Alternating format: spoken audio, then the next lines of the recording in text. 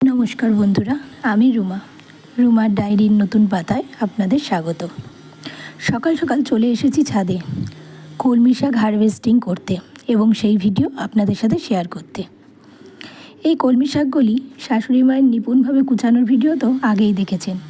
এখন সেই শাকগুলির হারভেস্ট করার ভিডিও আপনাদের সাথে শেয়ার করছি।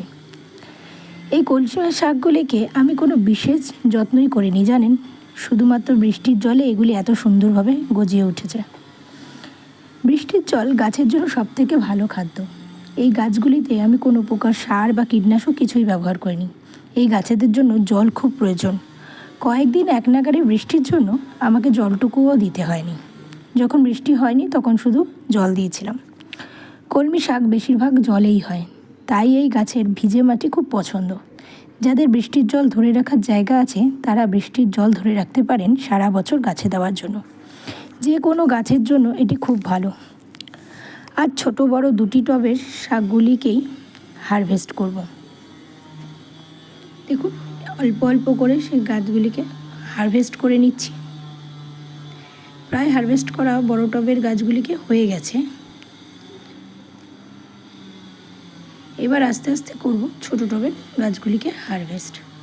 গাছগুলি এত সুন্দর হয়েছে কি বলবো, ছবিতেই এত সুন্দর লাগছে, না জানি সামনে দেখলে আরও কত ভালো লাগতো আপনাদের।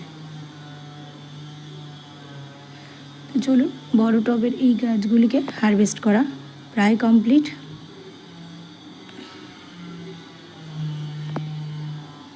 বড় টবেই এই গাছগুলি আরেকবার হারভেস্ট করব, কিন্তু ছোট টবে এই গাছগুলিকে আর এখন হারভেস্ট করব না। যেহেতু ঝোড়াতে বসিয়েছি তাই ছোট টবটিকে এখন খালি করে দেবো। বড় টবের গাছগুলিকে হারভেস্ট করা হয়ে গেছে, এবার ছোট টবটির পালা। ছোট টবে অল্প কয়েকটিই হয়েছে, এগুলো হারভেস্ট করে নেব। বর্ষাকালে যে কোনো গাছের সাথে সাথে আগাছাও বড় বেশি তাড়াতাড়ি বেড়ে ওঠে। কিছুদিন আগে এই গাছের গোড়া থেকে আগাছাগুলিকে ছেঁটে ফেলেছিলাম, কিন্তু হলে কি হবে, আবার এগুলি গজিয়ে উঠেছে। তো এই গাছ তুলে ফেলার পর এই ছোটো টবটি একদম পরিষ্কার করে ফেলব।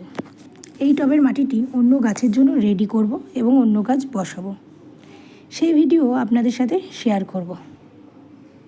দেখুন, কথা বলতে বলতে সব শাকগুলি প্রায় হারভেস্ট করা হয়ে গেছে। এবার এই মাটিটাকে আমি অন্য গাছের জন্য রেডি করে ফেলবো। এই টবটা এবার খালিই থাকবে। প্রায় আধ ঝুড়ি মতো হয়েছে। দেখুন, অল্প কিছু কলমি শাক বাজার থেকে এনে এর সঙ্গে মিশিয়ে নিতে হবে। 3টি মানুষের জন্য তো রান্না, অল্প হলেই চলে যায়। ভিডিওটি ভালো লাগলে লাইক, কমেন্ট এবং শেয়ার করবেন। আর চ্যানেলে নতুন হলে সাবস্ক্রাইব করতে কিন্তু ভুলবেন না। আর এরকম অন্য ভিডিও দেখতে চাইলে প্লিজ কমেন্ট করে জানাবেন। ধন্যবাদ।